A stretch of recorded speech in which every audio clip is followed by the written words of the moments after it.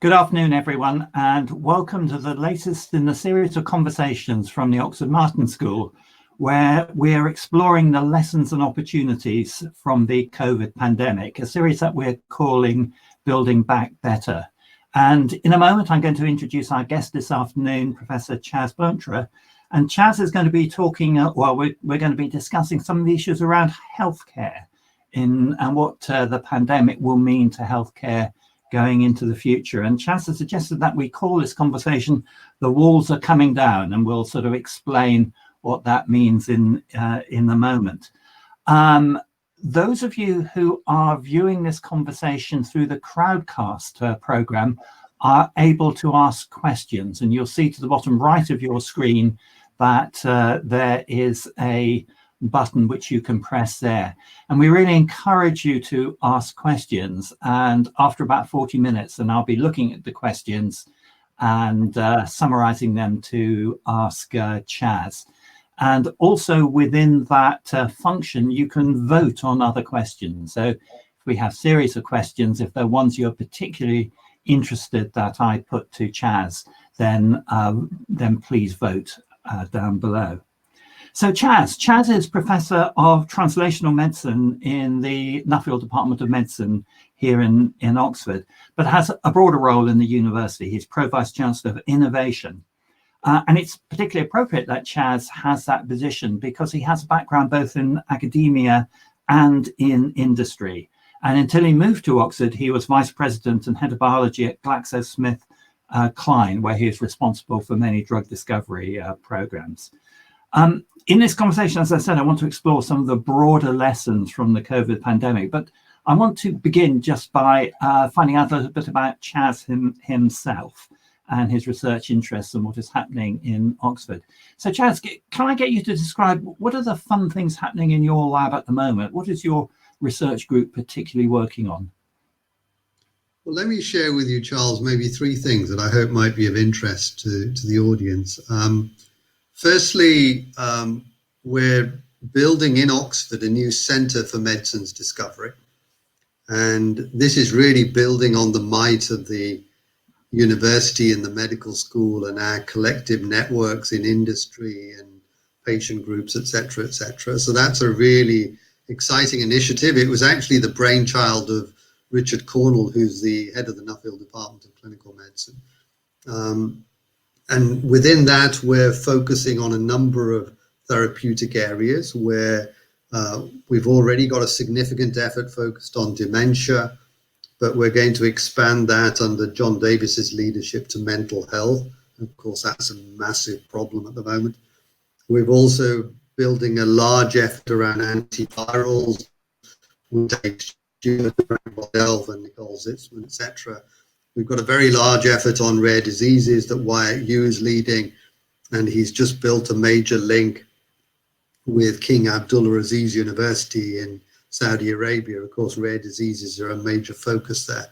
And we're trying to use machine learning and AI to catalyze new drugs for rare diseases. We've also got Alex Bullock leading a major effort on inflammatory diseases, working with lots of geneticists, lots of clinicians in Oxford, lots of disease experts. So those are some of the sort of sciencey things we're very excited about. We're also, over the past couple of years, we've been building a national network to focus on multi-morbidity associated with aging. So we're all aware aging society's massive problem. In the next 20 years, we're going to have a 120% increase in the number of pensioners with diabetes. We're going to have a 180% increase in the number of pensioners with cancer. And many of these elderly patients, they tend at the moment, well, firstly, they have 4, 5, 6 more morbidities, and often they're taking different drugs for each of them. So they're taking a whole cocktail of Smarties every day. And we now believe it may be possible to generate, if you like, a drug to treat multiple morbidities. So we're building this national network with the University of Dundee, the Medicines Discovery Catapult in Manchester, the University of Birmingham, ourselves and the Crick, etc. So that's very exciting. Beverly Vaughan is directing that initiative from Oxford. And then maybe the third thing I think might be of interest to the audience is that we're trying to make it easier for our students and our academics to translate their research, to commercialize it, to create new enterprises, to create impact. You know, all of our funders, governments, charitable, philanthropic, they are looking to us to create impact. So benefits for patients, for society, for industry, for economy. So we're trying to make it easier for students and academics to translate their research. And of course, you're aware that 4 or 5 years ago, we set up the Oxford Science Innovation Fund specifically for that. This is specifically for Oxford researchers to translate and commercialize their findings from the lab into society, essentially. So those are 3 areas. So Centre for Medicine's Discovery, a national effort on multimorbidity associated with aging, and trying to create more impact from the great research that's being done across this great university. That's fascinating. If one thinks about the sort of pipeline of research from the curiosity-driven, much more basic research all the way through to a real drug that may get into clinics, at what stage should a university such as Oxford engage with the pharmaceutical industry? Much research is obviously funded by public bodies, and then you have perhaps a pre-competitive space, and then you have the space where specific companies get in. From your sort of vantage point, both from industry and within academia, what's the best way to do that? And are we doing it right at the moment, both in Oxford and more generally? It's a great question, Charles. I mean, you know, just this morning, I had a conversation with some colleagues from Johnson & Johnson, and Alex Bullock and Brian Marsden were with us. And in that, we were talking about this major project on inflammatory diseases, identifying new genes that are associated with inflammatory diseases, generating tools, working with lots of clinicians who have got access to patient material, patient cells, patient tissues, working with sort of technologists at the Rosalind Franklin Institute in Harwell, Jim Naismith, etc. That's the project. Now, is that, I mean, you could argue that sort of trying to work out what completely novel genes do in biology, I mean, that's very basic fundamental research. But we were having a conversation with Johnson & Johnson because they are interested. I mean, you know, in the past 2 decades, we've done lots of large-scale human genetic studies, and now we need to try and take that data, and we need to try and make sense of it. We need to understand what the role of these different genes or different proteins are in biological pathways, and ultimately we can work out what role they have in disease. So I think what I'm trying to say is that their industry is potentially working with us on very basic fundamental research, trying to understand human biology. I think the other comment you made around pre-competitive research, I mean, I do think that the pharmaceutical industry appreciates that it can't discover a new drug for Alzheimer's or schizophrenia or osteoarthritis on their own. They realize they just don't have enough resources. They realize they don't have access to sort of great academic innovations. They want access to lots of clinicians. They need access to patient material. They want access to national patient resources, etc. And so they recognize that working with academics, clinicians, especially in places like Oxford, they can maybe catalyze some of that work. So, and as part of the SGC that I've been looking after for the past 13 or so years. Sorry, if you can just explain what the SGC is. So the SGC is basically an international public-private partnership. We've got funding from lots of government agencies, charitable agencies, patient groups, 10 large pharmaceutical companies. And what we've been doing there is pooling resources, pooling expertise, pooling infrastructure. We've been working on completely novel genes and novel proteins, and we've been generating novel tools. So high quality tools, these are basically tools for early drug discovery. And we've been generating them together. But importantly, these tools we've made freely available to the world.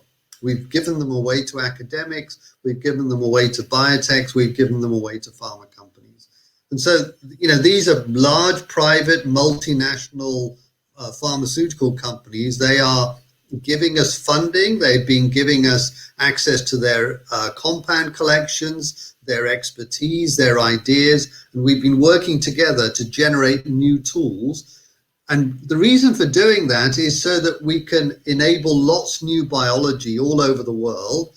And if we have a better understanding of biology, then hopefully we will be able to accelerate new treatments for patients. So there's an example of pharmaceutical companies investing in very early research through large public-private partnerships. So that was Chas, I suspect we could chat about this for the next 30 minutes, but I want to move on to COVID. And before going on to some of the broader lessons learned, I'd perhaps like you to tell us a little bit from your ringside seat as Pro VC for Innovation and within the medical division about how this university has reacted to the challenges that the pandemic have put up. And certainly from my point of view, you look at the recovery trial, which led to the discovery of the use of dexamethasone, and then the ongoing vaccine research that's now in phase 3 as two really good examples of how this university, as have other universities, have stepped up to the plate here. How did it work? Were these groups within the university that just reacted to the challenge and bottom up got on with it? Did you sort of within the university hierarchy, did you facilitate it? It just seems that from my perspective, the university reacted very quickly, and I'm interested to know how it happened. So I think we could have a 2-hour conversation on this, Charles. I mean, I have to say, I think it's a source of great pride. I mean, what has happened in this university in the past 7-8 months, and it isn't just in the medical sciences division, it's in MPLS, it's in social sciences, and I'm sure there's things in humanities. So in social sciences, I'm thinking of all the great stuff Melinda Mills has done with the face coverings, etc. In terms of MPLS, I'm thinking of this new test that Professor Chui, the director of Oscar in China, he's developed this test. He set up a social enterprise called Oxed. It's now been acquired by this Hong Kong-based company called Prenetics, and now they're implementing that test at Heathrow Airport and also in Hong Kong, etc. I mean, this is a nucleic acid LAMP-based test where we can get an idea about the virus within a matter of minutes. And then, of course, Ian Shipsey in physics was telling us that Achilles Kapinides in the physics department, an absolute genius. I mean, he's taken viruses and he's put fluorescent labels on them. And again, you can detect them within minutes. And, these are some of the technologies that are happening. And then, of course, you've mentioned, the vaccine has had, everybody across the world is looking at Oxford and looking at people like Adrian Hill and Sarah Gilbert and Andrew Pollard and probably asking them on a daily basis when we're going to get access to that vaccine. I mean, that's just been a phenomenal success story. The recovery trial, what Martin Landry and Peter Horby have done there is just amazing. And now that they've got others, I think they're thinking of looking at aspirin, they're looking at beta interferon as well, and they've got other things coming through.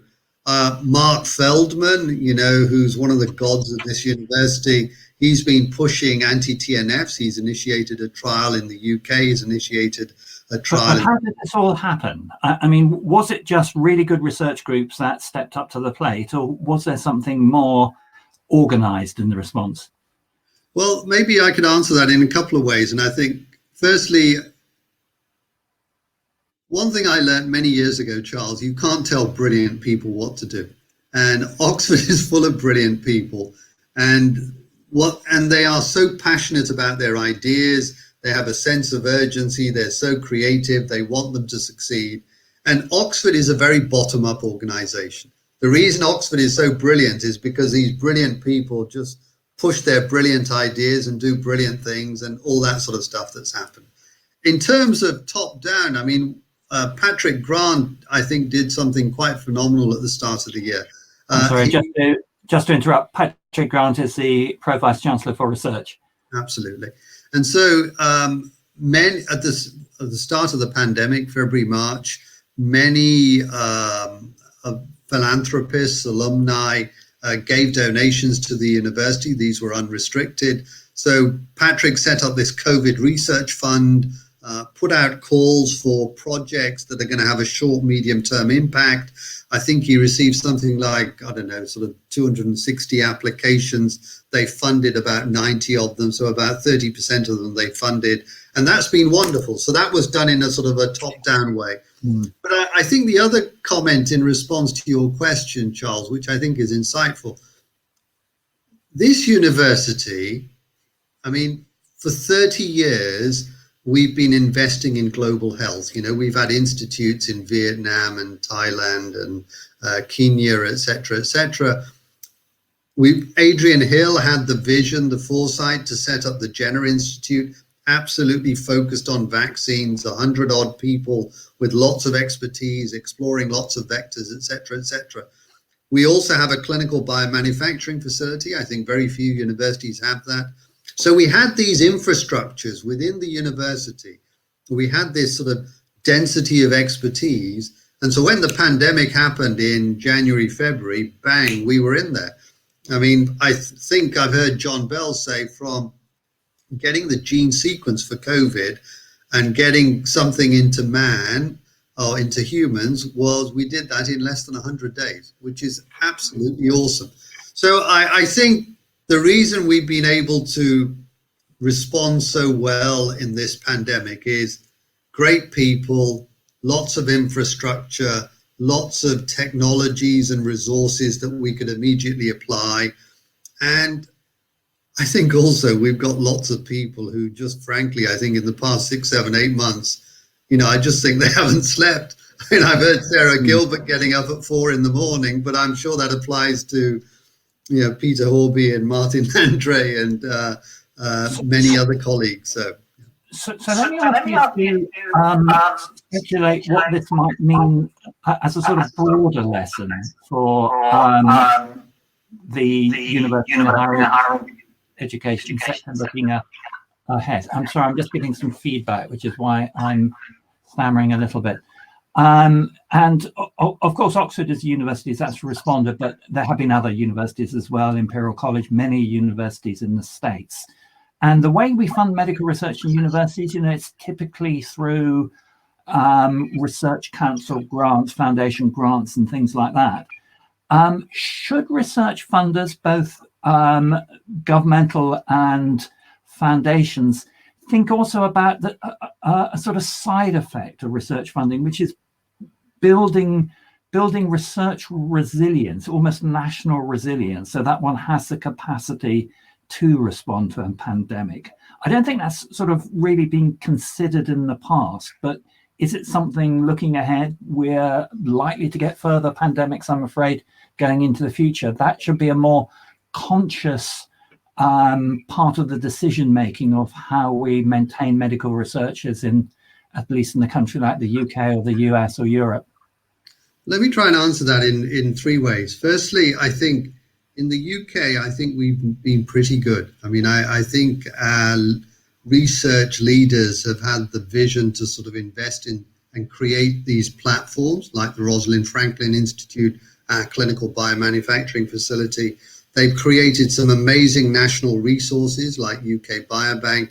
And then, of course, in the university, you know, I'm not sure who made those decisions, but setting up these global health institutes all over the world as part of the Nuffield Department of Clinical Medicine, I thought that was a genius move.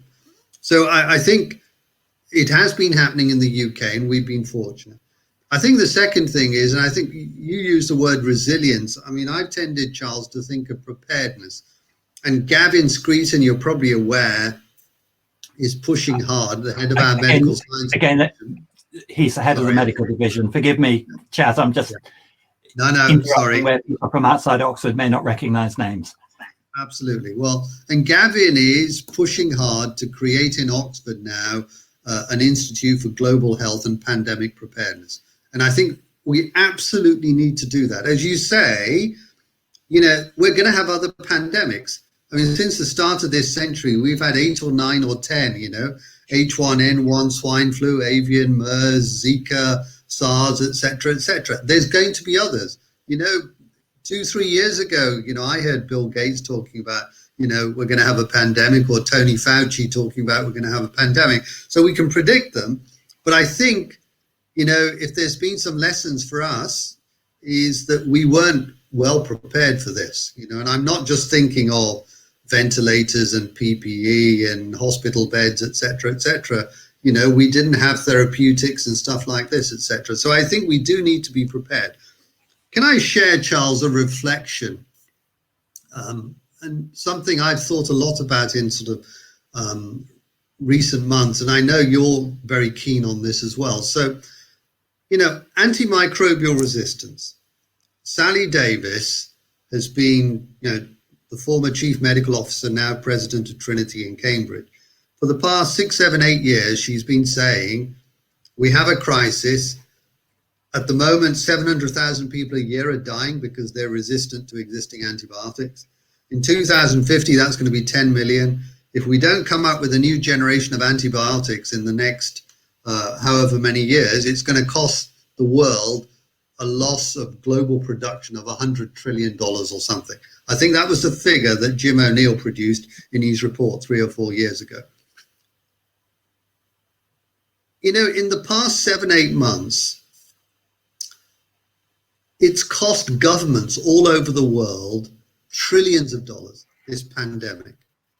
They have had to pay for, building new hospitals, making sure we've got PPE, ventilators, looking after the vulnerable, safeguarding jobs, protecting companies, supporting industries. And in the future, they're going to have to deal with the consequences of long COVID. They're going to have to deal with the consequences of increased mental health. They're going to have to deal with the consequences of educational gaps that we've had in our school kids and so on and so forth, etc. But it's the governments that have ended up paying trillions of dollars. Now, whenever I talk to my colleagues around AMR and what are we going to do, I get comments, oh, the commercial model's broken, pharma won't do it, there isn't a return on investment. We need to shift that narrative. In this pandemic, in the past 6, 7, 8 months, I think pharma share prices have probably just gone up and up and up, whereas the governments are paying out trillions of dollars. So we need to start thinking about if we don't invest, then a failure to actually being prepared is going to cost us trillions in the future. So I don't know how we make that happen, but Jim O'Neill made the comment in his report, if you had $10 billion, he's sure you could come up with a new generation of antibiotics. Why aren't we doing it if we think it's going to cost the world trillions of dollars in the future? So, and of course, AMR is like climate change. It's a sort of insidious creeping threat rather than COVID-19, which sort of hit us within a couple of weeks and we were in lockdown. Do you think that sort of ironically it's easier to mount a rapid response against something that is so quick and so obvious, and much harder to do something against AMR where policymakers can put that off? Yeah, I don't know the answer to that, Charles, but I think, we could predict a pandemic and we were caught on the back foot and we've had to play catch up, and we've done not a bad job in some of these areas like hospital beds and ventilators and PPE testing and so on and so forth.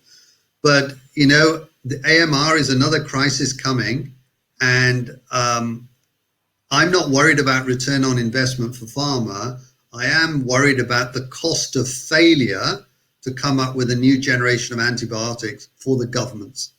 And, so instead of thinking of return on investment for pharma, I'm more worried about the cost of failure for government. This may be a question that's a bit too soon to ask you, but if you look at the way Oxford and the other major research universities have responded to the pandemic, and again, we've talked about some of the great things that have happened, is there something you wish had been different from the start? So if we threw ourselves back 2 or 3 years, 4 or 5 years, and could have built some resilience, that we would have been in a better place in February and March to begin research. Are there any lessons yet about what might have been better if we'd thought about it a bit more clearly in advance? To be honest, I mean, across this university, we've been very lucky that, you know, so many of our sort of local superstars are now sort of household names, you know, people like Sarah Gilbert and Adrian Hill and Martin Landry and Andrew Pollard, etc. You know, they've done an awesome job. I'm not sure as a university we could have done much better, actually. But, you know, one thing that I have asked myself the question, and I don't know the answer to this, Charles, because I don't know the data in detail, but what I have thought is sort of, if we look at the number of deaths, say, in the UK or in France or Spain or Italy, it's roughly the same, but it's significantly more than Germany. And Germany is significantly more than Vietnam, Taiwan, Hong Kong, Singapore, Japan. And I'm thinking, why is that? You know, we've got great universities, we've got a wonderful NHS, we've got lots of great innovators and entrepreneurs, etc. Why is that? And clearly, those countries in the Far East, they were much better prepared. You know, they had test and trace and isolate in place. They've had relatively few deaths compared to us. And I've thought to myself, sort of, I know we've been playing catch up with our test and trace and so on and so forth.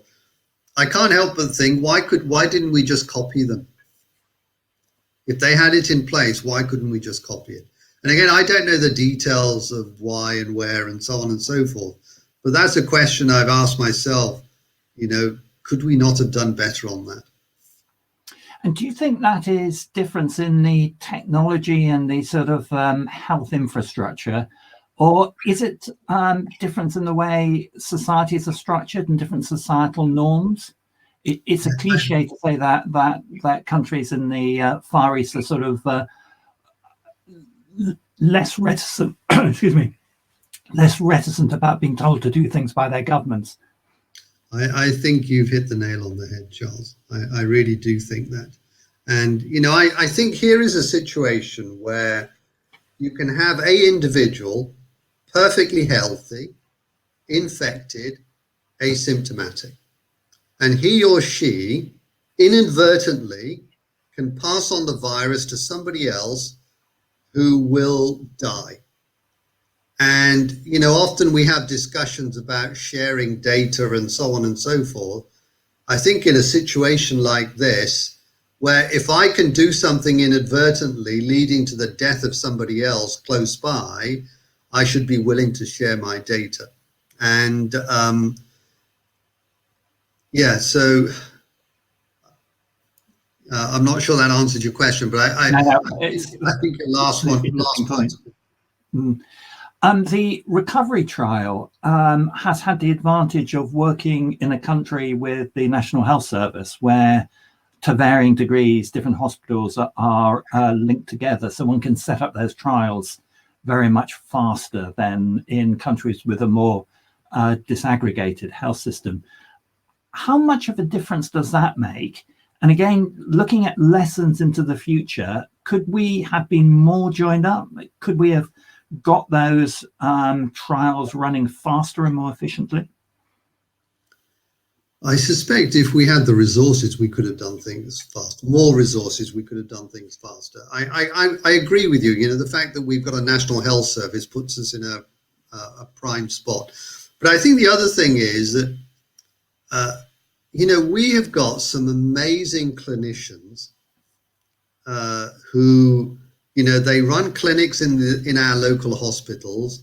They're running research labs.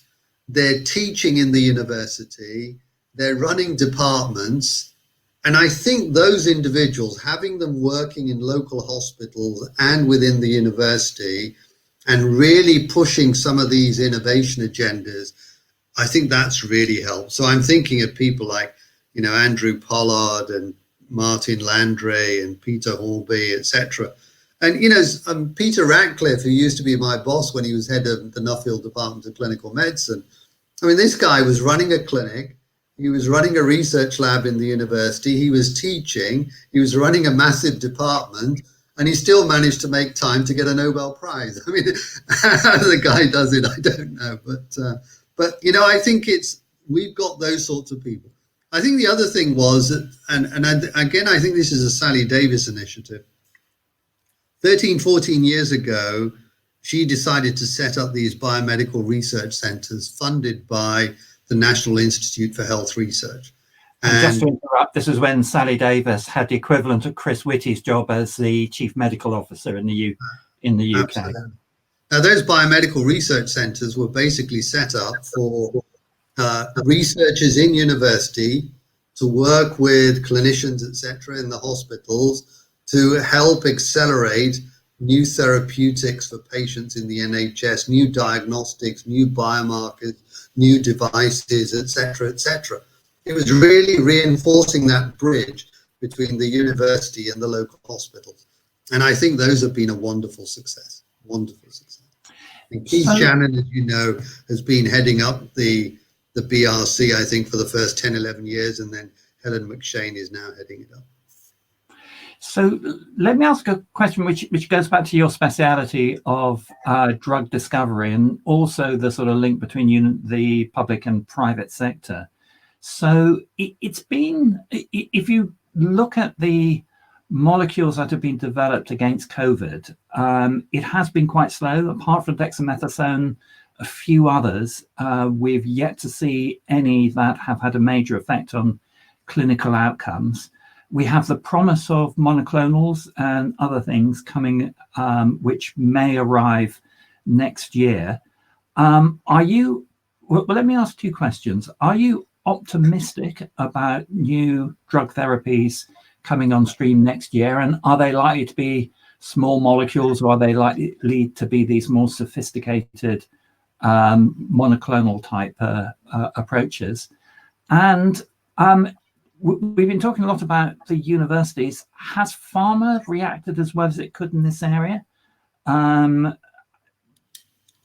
let me try and answer that in a couple of ways. Firstly, I mentioned Mark Feldman and the anti-TNF. So this is a class of drug, Charles, you're probably aware. Forgive me, Chas, Mark Feldman is an academic at the university who... He's the guy who set up the Kennedy Institute here in Oxford 8-9 years ago. When the Kennedy Institute was in Imperial College, before that, he discovered this class of drugs called anti-tumor necrosis factor. And these drugs are used to treat inflammatory bowel disease and rheumatoid arthritis. It's completely transformed the lives of these patients. And incidentally, that class of drugs has sold more than $300 billion, and they have not even become generic yet. It's amazing, $300 billion. It's an eye-watering sum. But Mark is very optimistic. I am also very optimistic that class of drugs is going to have benefit in these patients. So as we know, Charles, we've talked about sort of an inflammatory cascade in these patients, when around about the time they're hospitalized and then they go into ITU, et cetera, et cetera. So Mark is looking to see if he can dampen down that inflammatory cascade.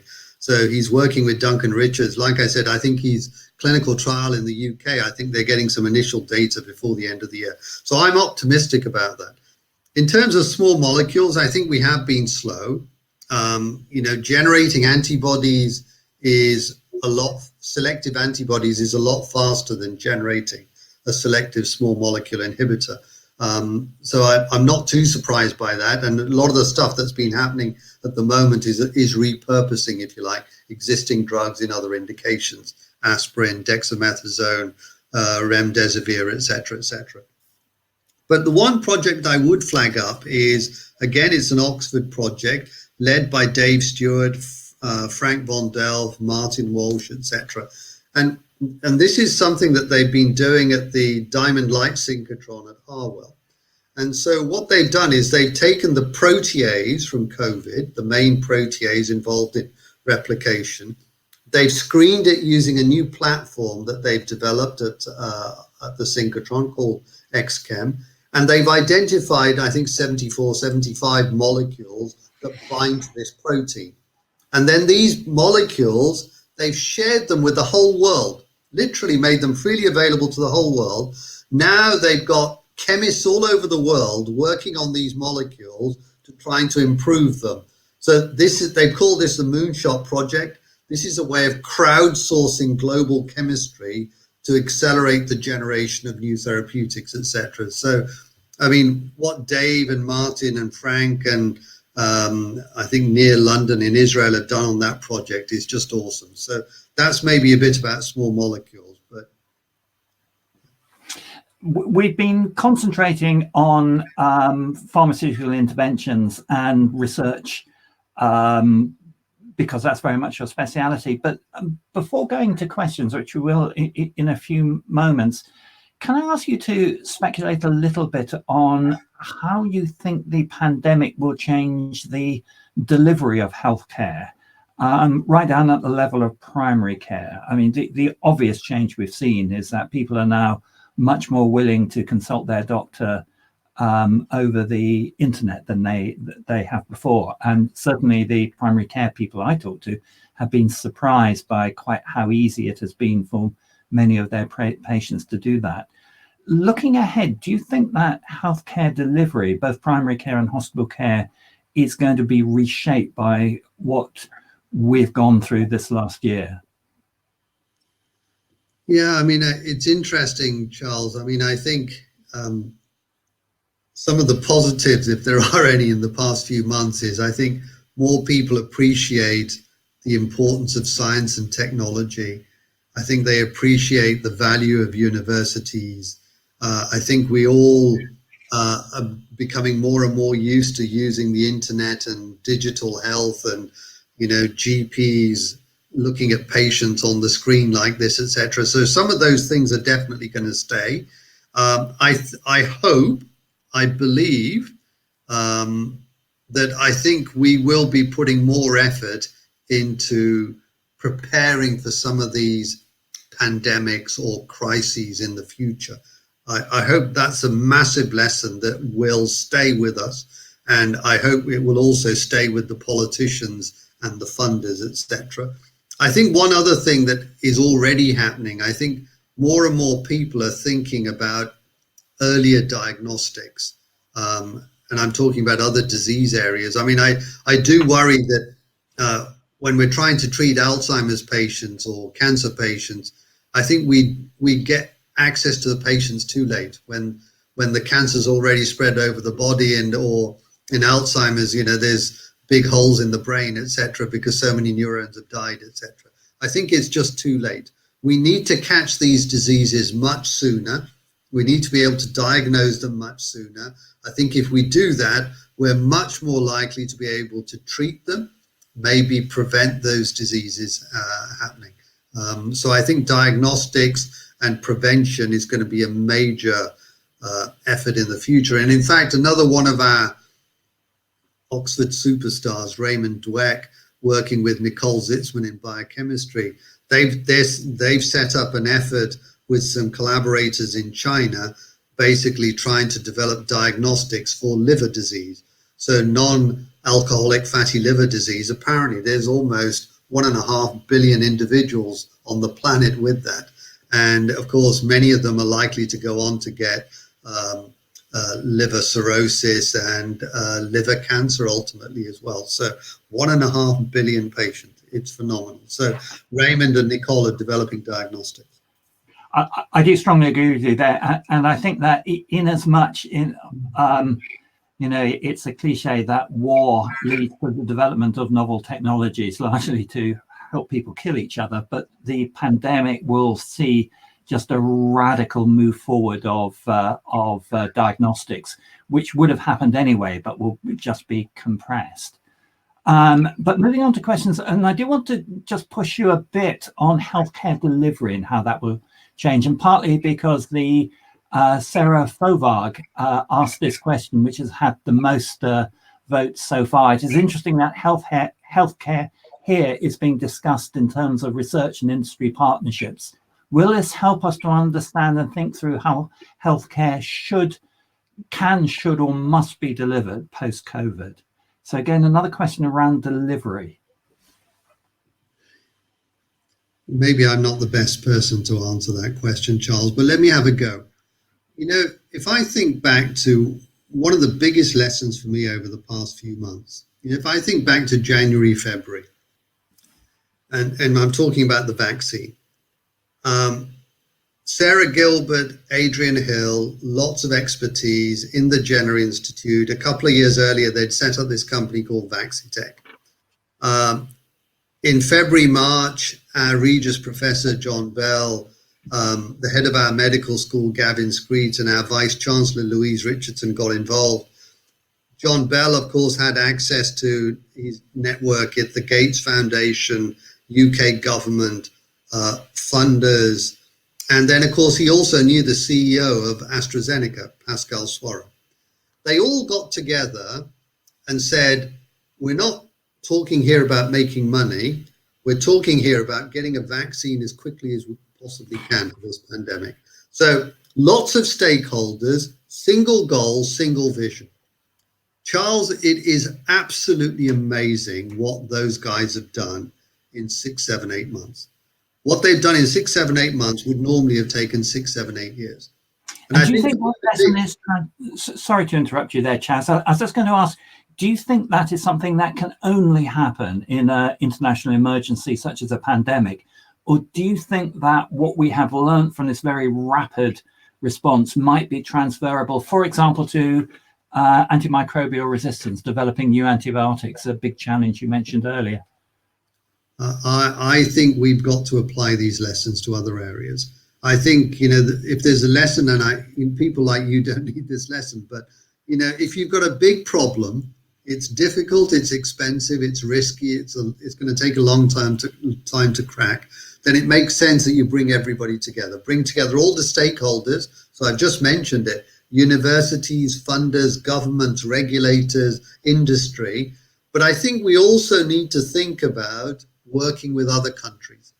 You know, sort of many of the problems that we're trying to tackle, they're equally problems in the US, in China, in India, in South Africa, in Brazil, et cetera, et cetera. So somehow we need to create more global international partnerships focused on some of these big global challenges.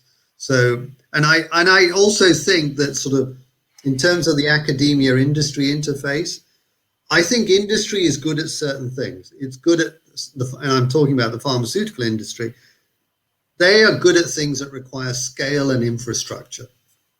High throughput screening, lead optimization, regulatory, toxicology, the really big clinical studies of phase 2B, phase 3, and marketing. In academia, in this space, we're good at accessing academic innovations, accessing clinicians, accessing patient material, accessing national patient resources. So if we can put the two together, we increase the probability of success. I mean, the AstraZeneca Oxford vaccine, there is no way this university could manufacture 3 billion samples and distribute them to people. And to do these really large clinical studies with, 25,000 individuals. I mean, we just don't have the resources, we don't have the infrastructure, we don't have the people to do it. So I think we have to partner. Absolutely. I want to ask you a question that has now 4 votes, and Tim Weisgall was the person who put it up first. Your framing of the problem suggests that there will be a post-COVID moment in the future, but this may not be true. And I think that's a fair criticism. Let me ask you, do you think that we will essentially get rid of the virus, or will this be a case of a virus that we have to deal with? And again, what will that do to both health research and health delivery? I think this virus is with us now forever. I mean, I think we're going to have to probably end up having a vaccine every year, just like we do with the flu virus. And so I think we are going to have to alter our behaviors, but I'm very optimistic that we are going to come up with better therapeutics. So in time, I hope we will get back to some sort of normality like we were in December last year. In fact, I think I read a recent article from Peter Horby. He said that sort of the fatalities in phase one, in March, April, May, was, well, I think he came up with a figure of 30%. And now in the second wave, it's almost half of that, because we do have better treatments. Clinicians know how to look after these patients. So I'm confident things are getting better and better all the time. And I think it's important to remember just how nursing care has improved. And sometimes we forget about just how important that aspect of healthcare is.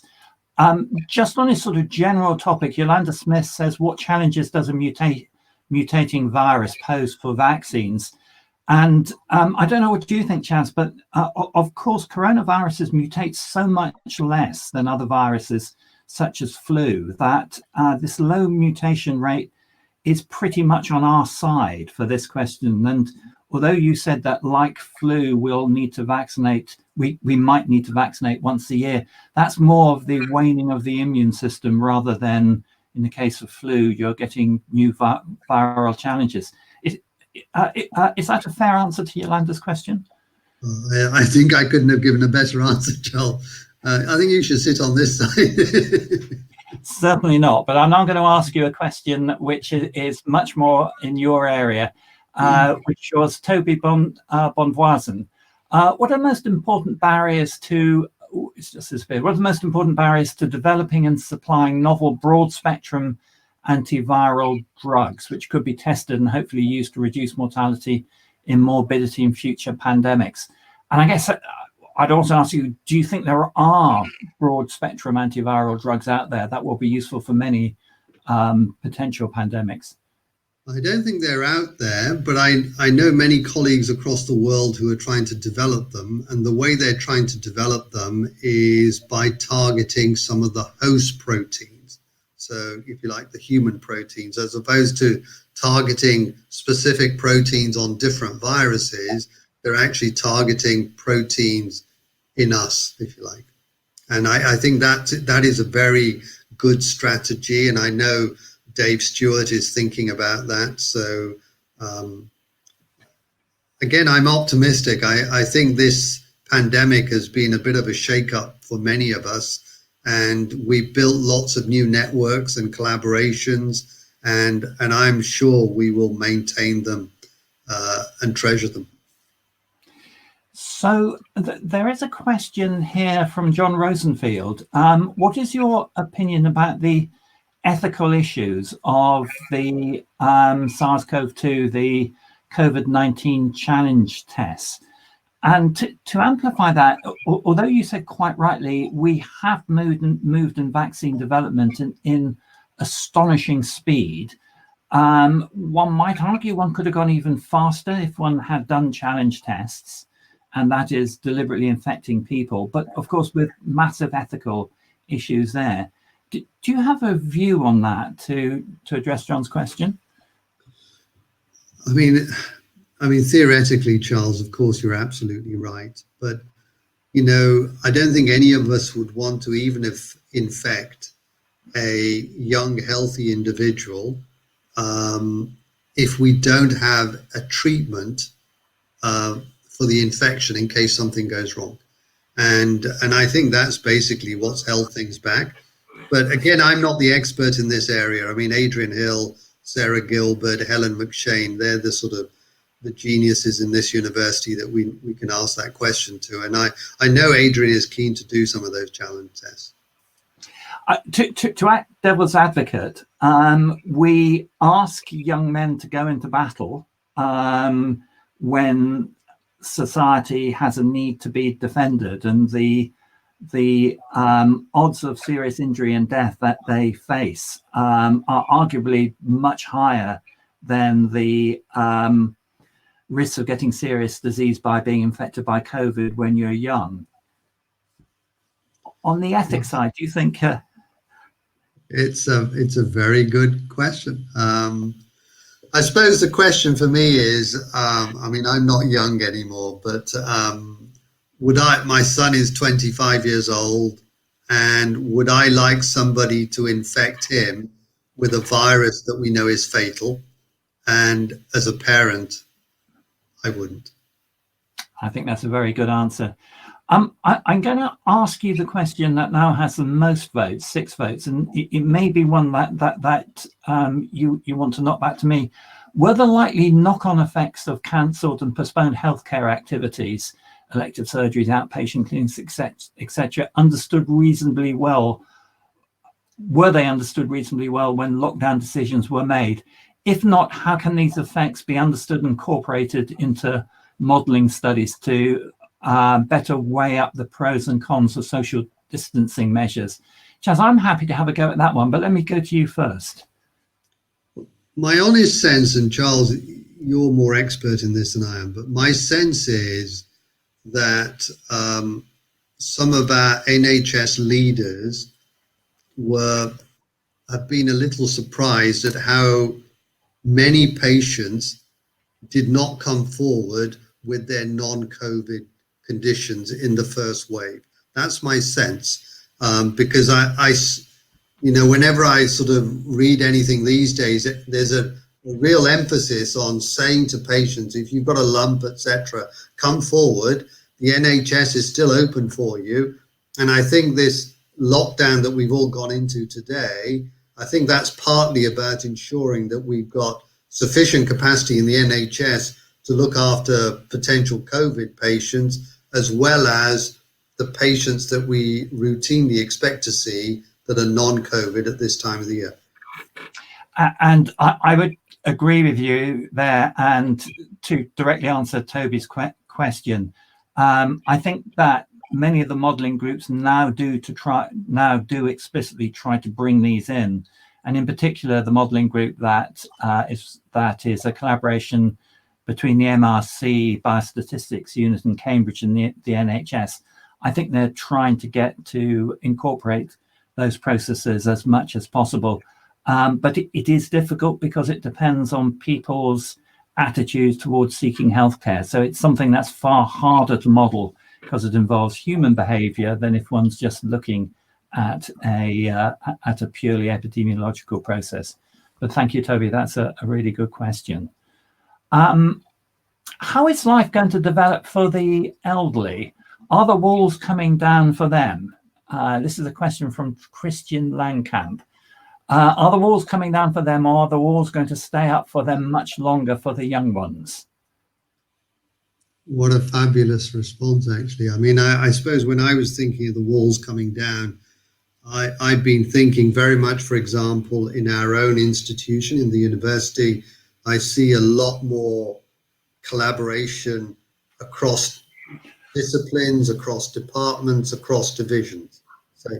And I also see us as an institution collaborating much more with industry, with regulators, with government, with funders, etc.